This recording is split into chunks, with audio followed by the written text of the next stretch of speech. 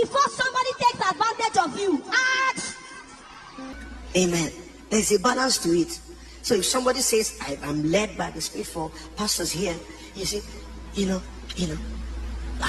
my conviction, it's my consecration to not discuss charges. And why do I do that? How much can I place on my gift?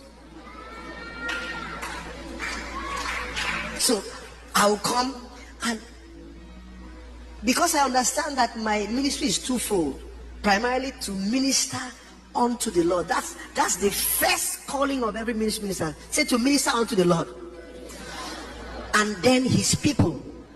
And this is the way it works. As you minister to him, he then sings through you over his people. He rejoices over them with singing.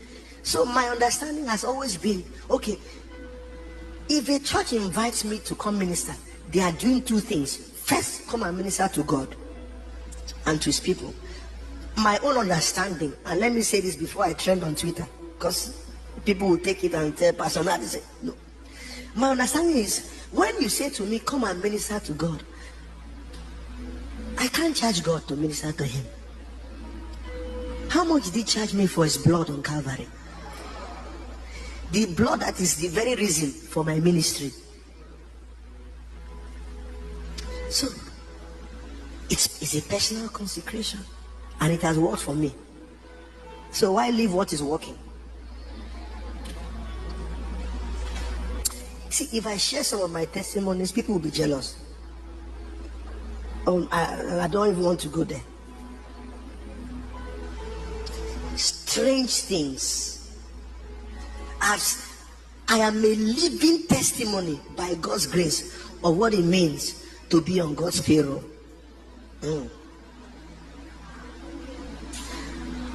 Okay, let me give you one. 3 weeks ago, I felt led in my heart. I wanted to bless some people. I don't charge a dime, but I gave out 2 cars in one day. I bought it. I said my... All right, so in respect to this news that went viral yesterday, that the courts have ordered for my arrest. First things first, the judiciary cannot shut me down. A lot of you don't know, but there's a plot for the judiciary to shut me down. But I will resist it. Instead, I will expose all those people paying money for it. I will expose all of you. All those people forum shopping judges. And all those that are illegal orders. I will expose all of you. Because tell me something.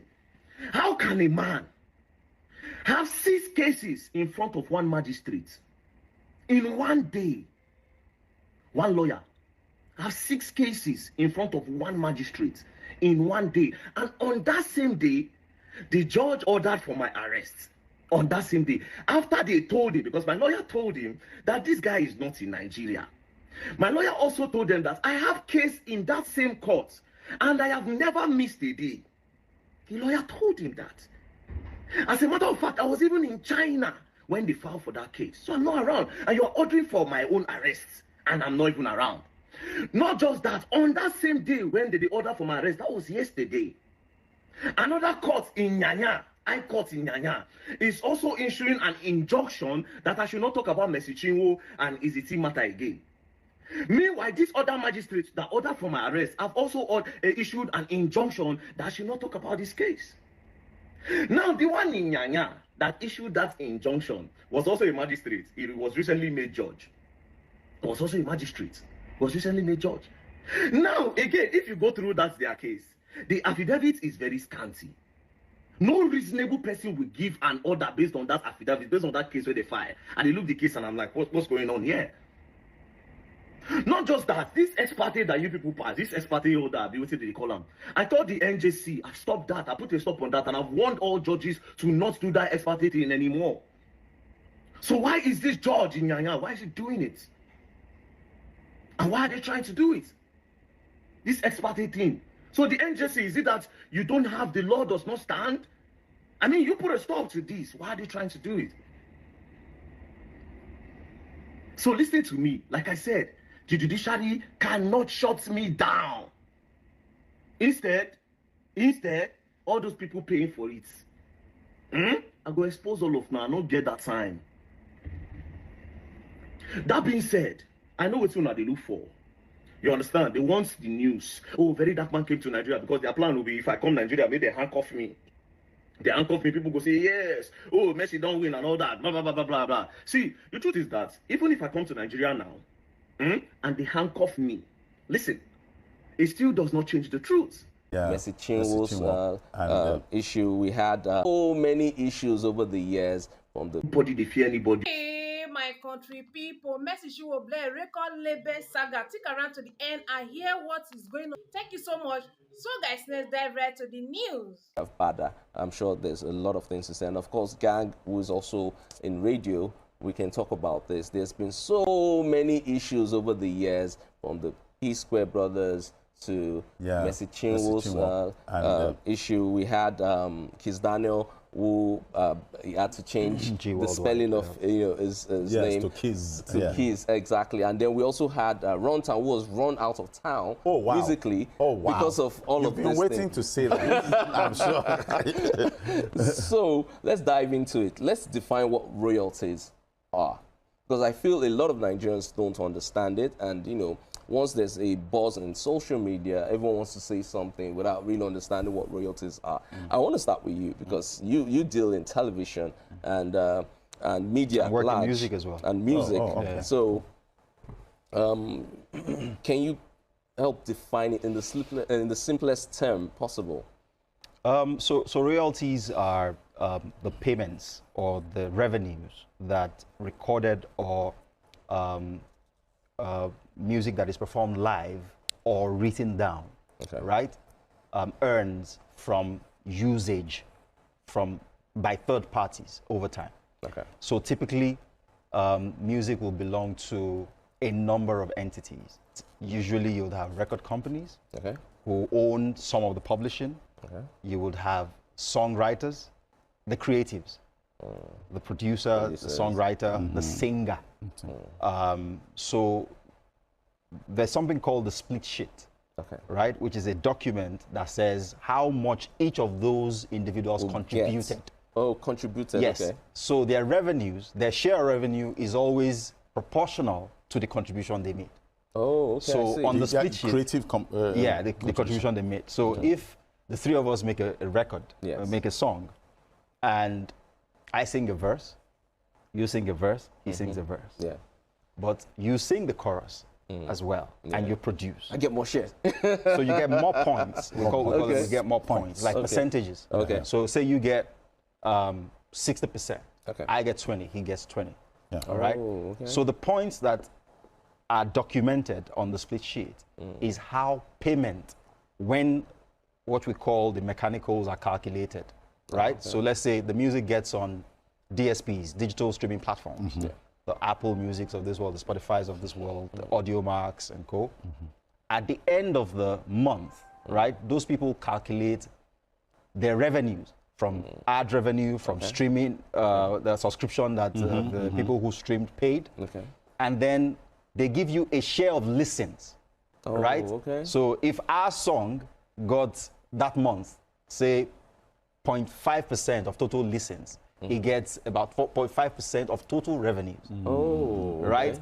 And so when they pay the money to us, the money is paid based on the points that were allocated on the split sheet originally. So you get 60% of that revenue, he gets 20, I get 20. So it's $1 million, I get 600. You get exactly. So why do I get 20? I'm not even on the song. Because I sang the chorus. I'm not even on the song. But you are the listener. So listen. You are the one streaming. Thank you, by the way. Thank you. So broadly, that's how mechanicals work. So and then there are 4 mechanicals. There are what you call earnings from recorded music. So when the CD is bought, we're away from the CD era, but there are still parts of the world where people still buy CDs, all right? Vinyls, for instance. Vinyls, yes. People still buy them. Oh, yes. So in this part, we say, oh, my father or my grandfather used to listen to vinyls. Yes, there are some music heads that say vinyls sound better than CDs. Absolutely. And then in the same way people collect artwork, some people collect vinyls, just as status symbol. So rich people, mega rich people do that. So when you purchase music in that form, right, the royalties that accrue from usage, right, go back to the people who made the music. And then you talk about performance royalties. So when you get on stage and you play, there's a portion of the ticket revenue that is given to you, right? That also forms royalties. And when other people perform your music, so that record the three of us made, when other people perform it, right? Some of the monies that people pay to listen to it should come back to us. Then there's something we call sync licensing, where someone is recording, is making a movie in Nollywood and says, the song that this guy has made will be good as a soundtrack. Yes. Right? So they use it on the film, they pay us. Someone makes a commercial and thinks, this should be the soundtrack for the commercial, they license it and they pay us for that. So all of those, revenues, they're called residuals broadly because you're sitting in your house and your music is making money. And it's making money. And it happens in film and television too. Absolutely. Okay. But in this part, money. And he's making money. And it happens in film and television too. Absolutely. Okay. But in this part, what you find is because there is no real structure and laws and enforcement, you still find a lot of radio stations, for instance, most radio stations don't actually pay royalties. When you that's true. I can verify that for you. When you play people's music on air, radio is ad supported. The biggest revenue stream is advertising. Yes. It's only fair that if our music helped in getting listenership, we should get a slice of the pie. Oh, yes. Yeah. But there's no enforcement. No, but we'll get there. You ain't going to see it. You ain't going to see get there someday. So that's how it works broadly. Oh, okay. Nice. So I want to ask you, I think the same thing applies to television. In your experience in broadcasting, what are the things that you feel can be improved over time? And I know you have a personal, personal information on a particular situation, which is also titled Chinwo. Yes. Actually, so let's start with television. Television, yeah. What are the things you think could have been done better? Because I think royalties too, the same principle applies to television. What are the things you think can be improved on? I think the structures in the industry would be like abroad. They have in America, I think they have the Nielsen ratings, where they know that they know the number of eyeballs that watch this TV show. So when advertisers come, they'll be like, put me on the best rated television shows, the ones that have high viewership. So you have the ratings there. You know that, okay, Suits is at this time, this is the number of people that watch it. So you as a TV station that you're airing, some of these TV stations own the TV series or the movies, so they make money from there. But the problem is we don't have that kind of structure here.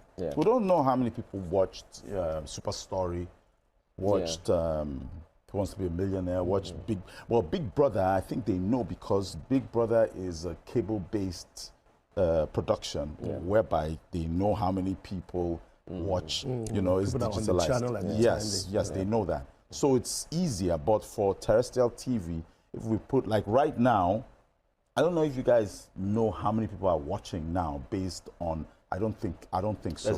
We have a rough estimate. It's called a diary system. So it's not scientific. You can't empirically verify it. Okay. But the good news is... talk to me. Good news is don't tell me digitalization. No. Okay, go ahead. So globally, the audience measurement system is called TAM or TAMS. It's an acronym for television audience measurement or television audience measurement system, right? And Nigeria, the government of Nigeria has been investing in delivering this technology to the just media like they were industry. Investing in digitalization for more than a decade now. So the DSO project stalled, and they've switched from digital terrestrial television, which would have required them to do point-to-point connections, which are those boxes, I believe. Yeah. But now they switch to DTH, which is satellite delivery. Of course. But with audience measurement, they actually have gotten to a very advanced stage where by end of this year, Nigeria, which contributes Lagos, which contributes about 90% of the ad spend in the Nigerian 90%? The ad spend in Nigerian advertising space, will be fully covered for monitoring. So they're installing panels, they're installing what they call people meters, with which they can tell who's watching what for how long, all of those. So we're very close to having what you call a seller's market. What we've had all along is a buyer's market, where brands say, this is how much we have. This is how much we have. Exactly. But as he said, you should be able to tell this show, not only the size of the audience, but the demographics. It's young adults, age this to this, the age watch bracket. it. And there's also what we call average time spent, ATS. So you can tell how much someone actually sat and watched the show for. So if they didn't watch the entirety of the show, you can tell. Which is why for the NFL playoffs, the Super Bowl is priced not necessarily on the total audience that watches the final. It's on the people who watch the halftime show. Because that's when viewership peaks. Not during the game. Not during the game. Exactly. Because they know, they can tell. Nice. So, gang, in your experience in radio, why do you think there's always an issue with artists and managements and record labels and all of that? I was with D-Tunes some weeks back, and he was talking about so many things, and I'm like, how do you guys survive? I mean, record label owners, producers, and all of that. So in your experience in radio, because obviously you would have encountered a thing or two, it all comes what do down, you think, causes that? It all comes down to money and man's greed. Causes that? It all comes down to money and man's greed, in a nutshell. Once money is involved, even the holiest of them tend to have some kind of conflict. In radio, like he said, similar to there was a time Koson tried to implement some kind of structure, but they did it wrong.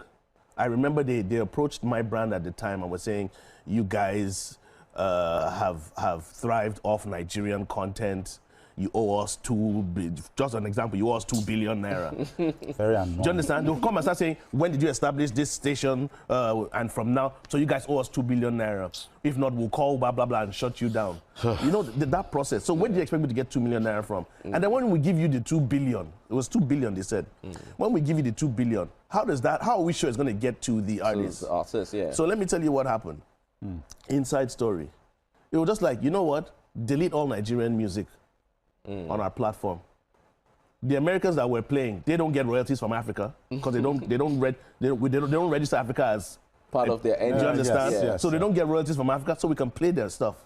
We can play other Africans, forget Nigerian music. We're not playing Nigerian music anymore. Delete everything. Do you know what now happened? The artists themselves came through and said, please, play my music. I am not a part of this organization. So that was the problem. Artists had not signed up to Koson at the time. They were not under that umbrella. Back to the structural challenge. Exactly. So they were not under that umbrella. So artists were like, you know what, please, I'm not a part of these guys. You can play my songs. Don't worry about my royalties. So they basically gave up that, because what they want is for their songs to be played, to be heard, and become famous. They'll make their money off endorsements and shows and streams and whatever. You get where I'm coming from? And that's the reason why I think the streaming platform is picking up more, because artists now see that they can make their money back from streams and not exactly from radio play. Because how do you even calculate it? How many times did I play this P-Square song? Who tracks it? I played we log it on Radio Nigeria. We went into the culture of logging all the songs we played, be it foreign. I hope they still do that up till today. Well, I left many years ago. So do you understand? So that's the problem. We had that culture. A lot of news stations now don't even practice what he's talking about. No. So Radio Nigeria is like the standard. So you can't ascertain that I played Whiskey 100 times. So from 100 times, how much do I owe him? Exactly. And how much do I pay back? And then the funny thing, there are bigger radio stations like we are, like at the top of the food chain. And then there are stations down there that are not making as much money, but they're all playing the same music. So that the key point is what you just mentioned. Now, if you approach a media channel or a media platform to pay royalties, you're assuming that they make monies from which they should pay. Exactly. So if their revenues are being held up by agencies, they haven't even paid staff, and all these issues that threaten their continued existence, they're not going to pay. Yeah. So that's the real issue.